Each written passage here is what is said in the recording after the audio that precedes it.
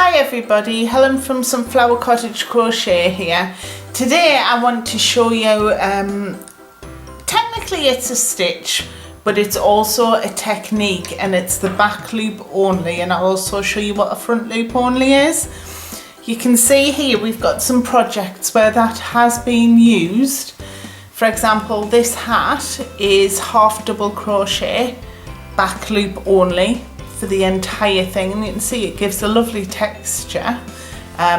It's got a lot of stretch to it, so designers do like to use it either for a whole hat or to create the brim of a hat, because it does have that stretch and it does give that lovely ribbed look.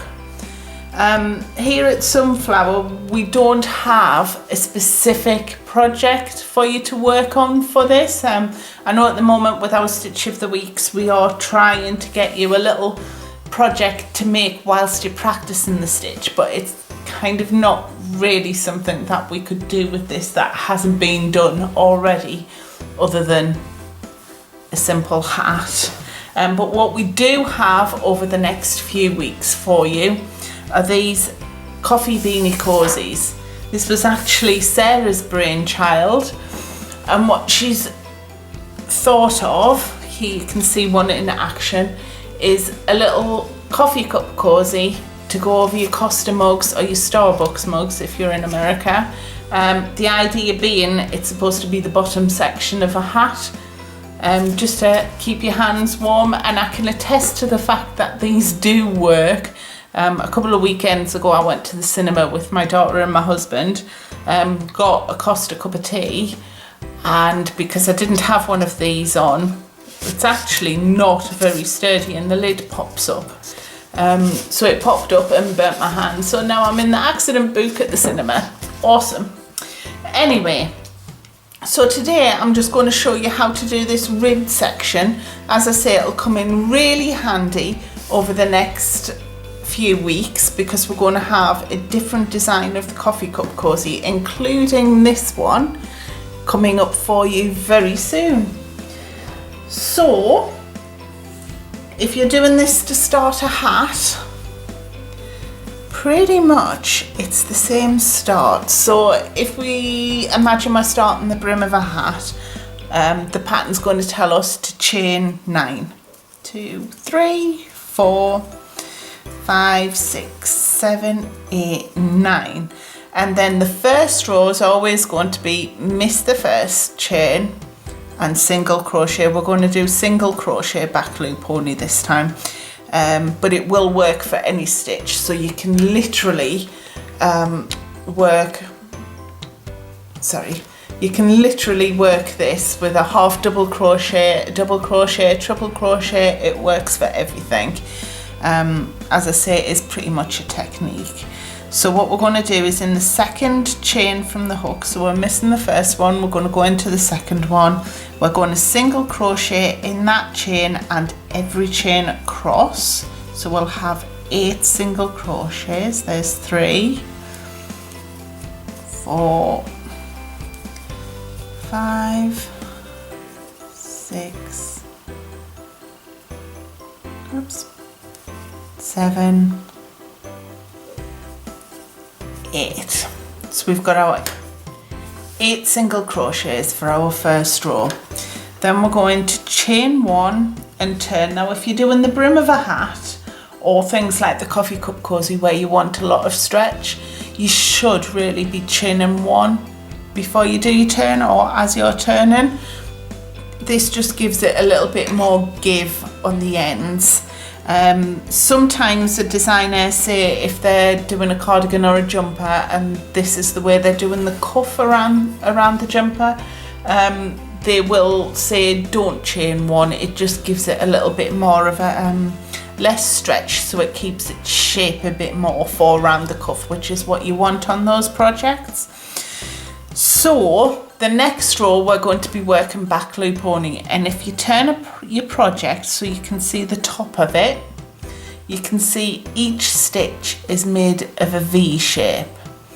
So you've got a loop of thread at the back and a loop of thread at the front. So those two threads together make the stitch. Now this happens on pretty much all of your stitches, so this will look the same regardless of which stitch you're working. So literally it's the way you're looking at your work. So this side's facing us, so we need to find the back loop, which is this one. This one's the front loop, this one's the back loop, and you literally just insert your hook into that back loop and work your stitch as you would ordinarily. So that's back loop only, and you do that all the way along. So we've done that one, so we're looking for our V here, and we want the back loop, and insert our hook and make our stitch. So all the way along. At first when you do this it might be a little bit awkward, but as you get used to it, it's easy to see, your eyes adjust very quickly, and it's not that difficult provided you don't have a tight tension. Obviously the tighter the tension that you have, the more difficult it's going to be to get that hook through that loop. So that's 7 and 8. So even the end one, we're going to back loop only on this one and work our stitch. Chain 1 and turn, and you can see that we're starting to get the ridge on the front. So when we do it on this side, this is the front of our work, so we still want to be working in that back loop only.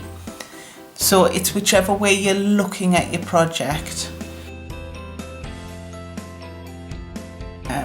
So into that back loop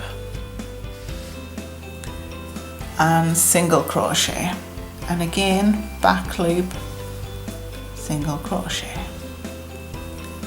back loop. So remember, we're looking at that V and we're just putting our hook, I don't know whether you can see that very well, through that back loop. And we're going to do that all the way along. Now the good thing about this, because we do work the back loop all of the time on this technique, is that it looks exactly the same on both sides.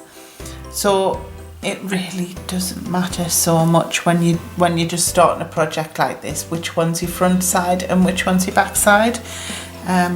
So chain 1, turn, back loop only, and I'll show you what it looks like when we get to the end of this row, because then you'll be able to see that it looks the same front and back.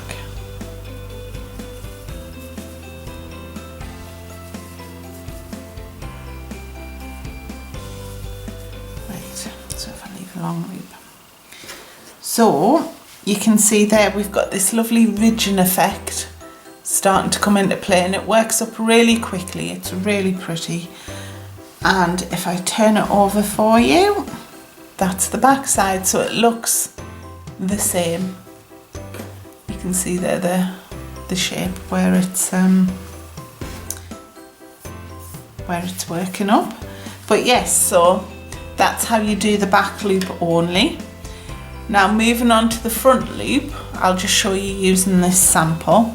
So again, we would chain 1, exactly the same start. You start in chain length and then you're stitching each chain across, and then when you come to do your second row, you're looking for that V shape, and instead of going into this back loop, what we're going to do is work just into the front loop. So we're not working the back loop at all on this one. Front loop only. And you literally work your stitch. Again, it can be any stitch, it'll work on anything, into the front loop of this.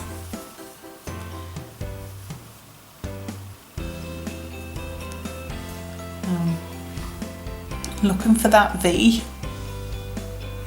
and you've got your back loop here only into the front loop, and work your stitch. What it does is it effectively creates, if you do it row by row by row, front loop only, it'll give you the same finish as what the back loop only does. It'll give you the ribbon effect as well, but you'll find that a lot of designers use it in garments pretty much, front loop only, just to help pull things into shape and to raise rows. But that is how you do it. So you're just inserting your hook into the first part of the stitch for the front loop only. As I say, because it's more of a technique, we don't really have a pattern for you to try this out on, but keep your eyes peeled over the next few weeks. We will be getting used to specifically the back loop only technique for the ribbon, and also coming up in the next, I believe, video for you, I'm going to show you how to do this camel stitch, which is very similar, but you'll have to watch the video to find out how to do that. So if you found this video useful, please feel free to give us the thumbs up. If you'd like to subscribe to our YouTube channel, please click on the bell. And as always, you can find us in the usual places at our blog, sunflowercottagecrochet.com, and we're also on Facebook. Thanks very much for watching. Bye.